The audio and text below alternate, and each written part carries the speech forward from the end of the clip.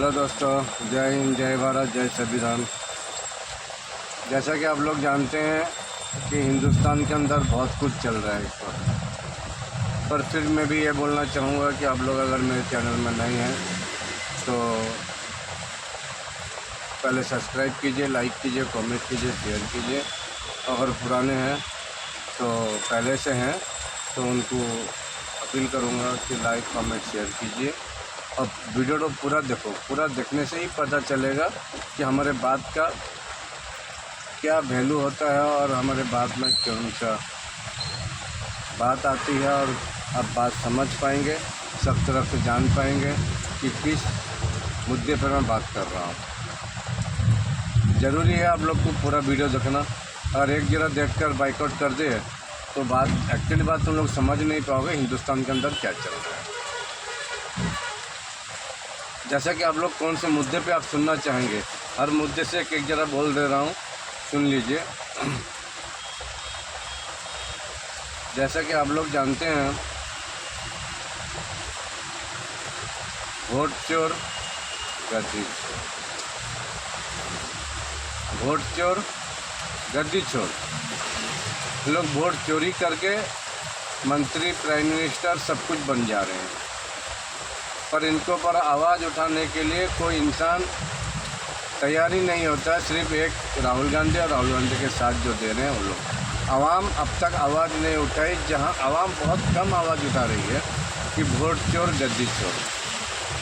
गली गली में शोर हो चुका है, वोट चोर गद्दी चोर, गली गली में शोर है, भाजपा चोर है, पर फिर भी लोग कहने से डरते हैं।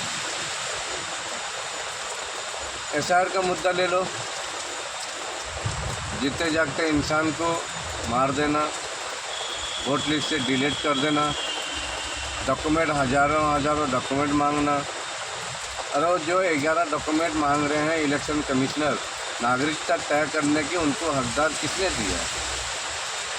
जो 11 डॉक्यूमेंट मांग रहे हैं और 11 डॉक्यूमेंट इलेक्शन कमिश्नर अपना खुद दिखाए तो हम मान जाएंगे। प्राइम मिनिस्टर जी दिखाइए, गृह मंत्री जी दिखाइए, राजनाथ सिंह जी दिखाइए, योगी आदित्यनाथ दिखाइए, तो हम जानेंगे कि हाँ ये शायद हो रहा है। पर सत्ताधारी के ऊपर इलेक्शन कमिश्नर चुप बैठा हुआ है, और इलेक्शन कमिश्नर चुप है और सत्ताधारी जो है उसकी चातुर्यता करता है। हम लोग जैसे जानते हैं इलेक्शन कमिश्नर का ज़बान बन चुका है भाजपा, जवाब दे रहा है मीडिया के सामने आकर। इलेक्शन कमिश्नर तो कुछ नहीं बोल रहे हैं, इलेक्शन कमिश्नर अपना तो चुप्पी मार के बैठे हुए हैं, लेकिन भाजपा के मंत्री, सांसद लोग वो हल्ला मचा रहे हैं। जैसा कि आप लोग जानते हैं यूपी के अंदर अभी एक कांड हो चुका है आई लव मोहम्मद को लेकर। आई लव मोहम्मद को लेकर 4-5 लोग की गिरफ्तारी हुई है, योगी सरकार ने की है। पर क्यों? आपके धर्म आपको बड़ा है, हमारा धर्म हमें बड़ा है। हर एक इंसान के धर्म हर एक इंसान के लिए बड़ा होता है, पर यहाँ देखो, अगर मुसलमान आई लव मोहम्मद किए तो 4 लोग की गिरफ्तारी हो गए। अफसोस की बात है ना। यहाँ पे रोज़गार और शिक्षा, इनकम के ऊपर बात नहीं हो रही है, एजुकेशन के ऊपर बात नहीं हो रही है, डेवलपमेंट के ऊपर बात नहीं हो रही है, विकास के ऊपर बात नहीं हो रही है। सिर्फ यहाँ हो रही है हिंदू और मुसलमान, सिख और ईसाई और दलित, पिछड़ापड़, हरिजन कास्ट, ये सब को लेके बात करें। अरे बाबा, आप लोग जो राजनीति कर रहे हैं, हिंदुस्तान के अंदर 140 करोड़ इंसानों में से अगर इन्हें बाँचकर निकाल दिया जाए, मुसलमान, सिख, जैन, बौद्ध, हरिजन, पिछड़ा परिवार, ये सारे चीज़ को अगर बाँच के निकाल दिया जाए तो हिंदू समाज कितने रह जाएंगे भाई?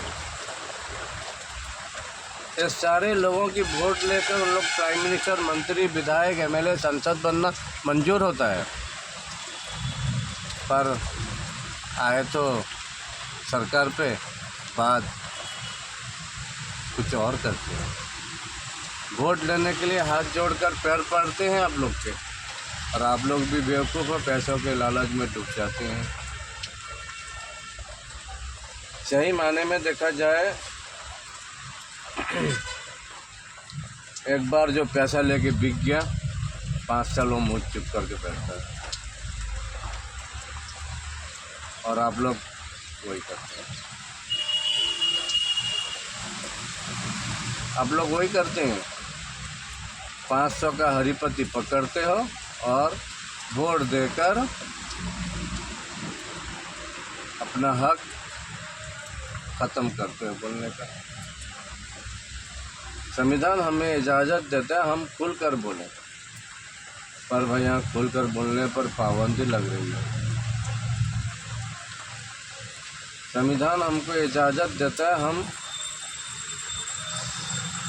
शासन में बैठे हुए इंसान को रास्ता दिखाएं, पर यहाँ उसके लिए एफआईआर दर्ज हो रहे हैं। पर हम यहाँ एजुकेशन की बात करें तो हम पर एफआईआर हो रहे हैं। जो मैं ये नहीं बोल रहा हूँ कि मुझ पर हो रहा है, जो भी इंसान एजुकेशन, हेल्थ, शिक्षा और विकास के ऊपर बात करे, रोज़गार के ऊपर बात करे, तो उस पर एफआईआर होता है, ईडी के चढ़ाव होते हैं। हम तो भाई आम इंसान हैं, हम तो भाई पब्लिक हैं, हम तो भाई गरीब इंसान, गरीब समाज से आते हैं, मुसलमान हैं लेकिन गरीब समाज से आते हैं। पर यहाँ पर क्या होता है, जो बड़े बड़े बैठे हुए हैं नेता लोग भी, उन लोग, मैं तो ये बोल रहा हूँ मीडिया को, आप नेता लोग को बुलाकर डिबेट कराते हैं। कसम उस रब परवरदिगार की, कसम उस माँ की जिसने इस धरती में जन्म दिया, एक बार हम जैसे इंसान को डिबेट में बुलाकर तो बताओ। शासन में बैठे हुए इंसान की अगर चट्टी गिली ना कर दी ना, पतलून अगर गिली ना कर दी तो हम, अरे जब भी कोई बात करो 70 साल गिना रहे हैं भाई, पर हम तो अभी इसी वक्त मौजूद की बात बोल रहे हैं, मौजूदा वक्त की बात बोल रहे हैं। 11-12 साल हो गए आपके शासन को भाई, आप क्या कर रहे हो बताइए। 70 साल को छोड़ो ना, 70 साल में अगर कांग्रेस सरकार कुछ नहीं कर पाई आपके हिसाब से,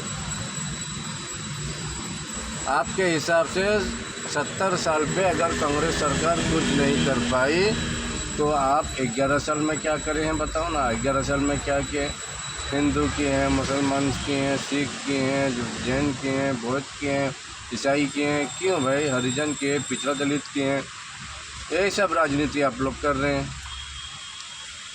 भाई। देखिए अब एक पिछले दलित महिला को राष्ट्रपति करके बैठा दिए, और राम मंदिर के उद्घाटन में प्रधानमंत्री जी उद्घाटन कर रहे हैं। देश की राजा, हमारी देश की राष्ट्रपति, महामहिम राष्ट्रपति मुर्मू महोदया को पिछली दलित की महिला होने की वजह से राम मंदिर में प्रवेश करने का उन्हें अनुमति नहीं है। नया पार्लियामेंट उद्घाटन किए, मोदी जी मशाल लेके चले, क्यों राष्ट्रपति को परमिशन नहीं है, क्यों पिछले दलित के। अरे कब समझोगे पिछले दलित वाले इंसान। आप लोग को लेके राजनीति इस तरह हो रही है, राजनीति इस तरह हद नीचे गिर गई है कि आप लोग समझ नहीं पा रहे हैं। आप इलेक्शन आया तो हिंदू मुसलमान करने बैठ जाएंगे और हिंदू राष्ट्र बनाएंगे।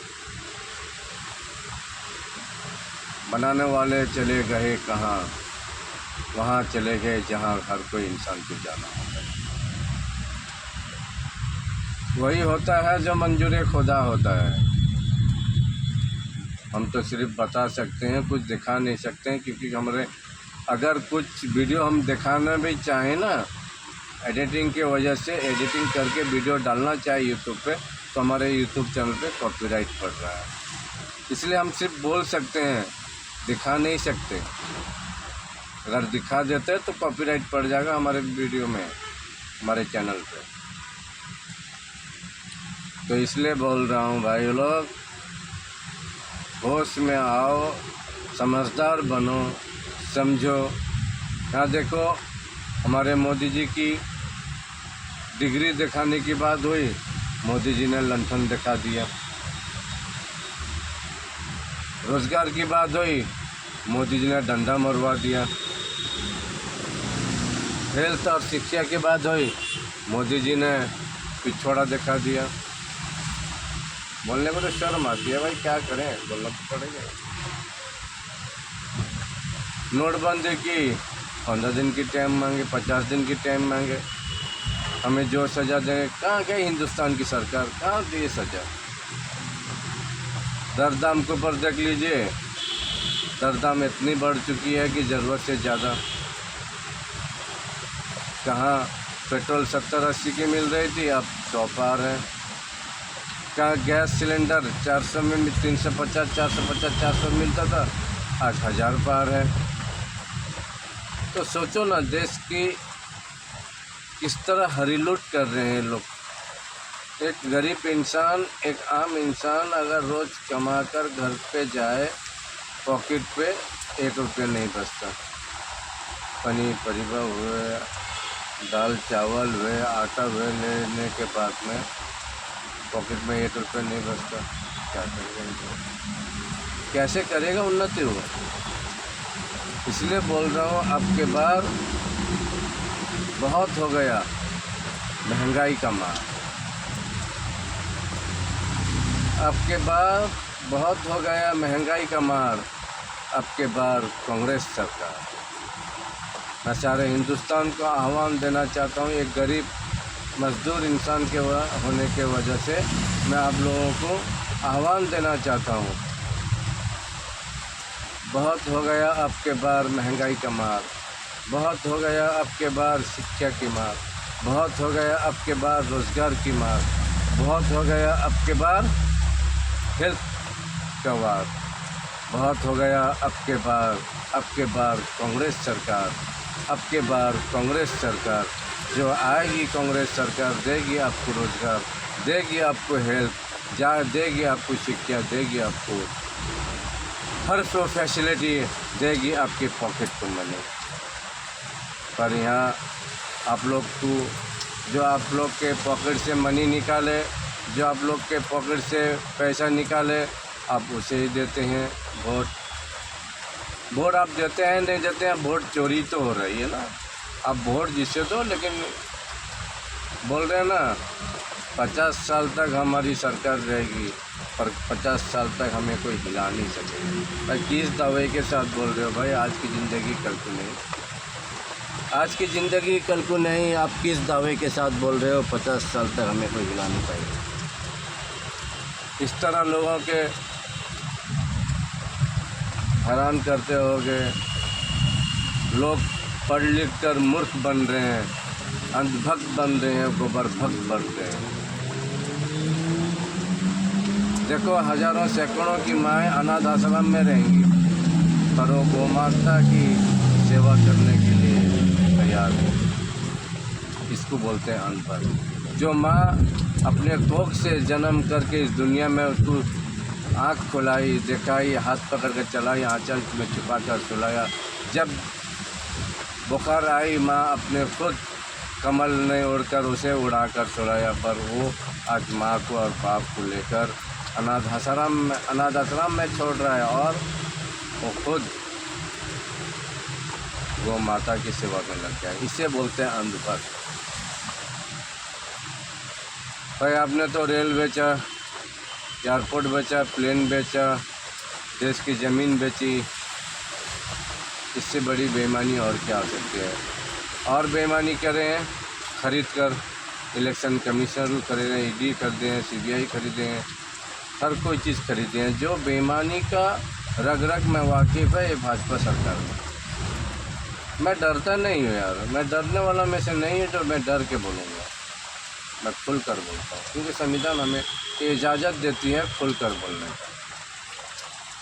आज आई लव मोहम्मद के नाम में अगर जुलूस निकला, अगर ये हुआ, तो उसको योगी सरकार ने 4-5 लोगों को अरेस्ट करके जेल में रखा है। क्यों भाई, क्यों रखे हो भाई? क्या तुम्हारा कुछ संपत्ति हड़प रहे थे? क्या तुम्हारा हक मार रहे थे? क्या कर रहे थे? इस दुनिया के अंदर अगर सबसे पुराना धर्म देखा जाए, तो पूरे तमाम दुनिया के अंदर, सच बोल रहा हूँ, गूगल करके भी देख लीजिए, इस दुनिया के अंदर अगर कोई पहला धर्म है वो है मुस्लिम। हज़रत आदम अलैहिस्सलाम के ज़माने से मुसलमान की धर्म चलती हुई आई है, जो ये दुनिया सृष्टि हुई है हज़रत आदम अलैहिस्सलाम की। इसकी कहानी बहुत बड़ी है, वक्त आएगा तो ज़रूर बताऊंगा इस कहानी को, पर बहुत टाइम हो चुका है। आप लोगों को ये विनती करूंगा कि आप लोग अगर मेरे चैनल पे नए हो तो पहले सब्सक्राइब कर लीजिए, लाइक कीजिए, कमेंट कीजिए, शेयर कीजिए, और अगर पहले से सब्सक्राइबर हैं उनको अनुमति करूंगा कि लाइक कमेंट शेयर कीजिए और वीडियो पूरा देखिए। वीडियो पूरा देखने पर आपको जानकारी मिल सकेगी क्या किस चीज़ पर मैं बात किया हूँ और किस चीज़ पर नहीं। जय हिंद, जय भारत, जय संविधान।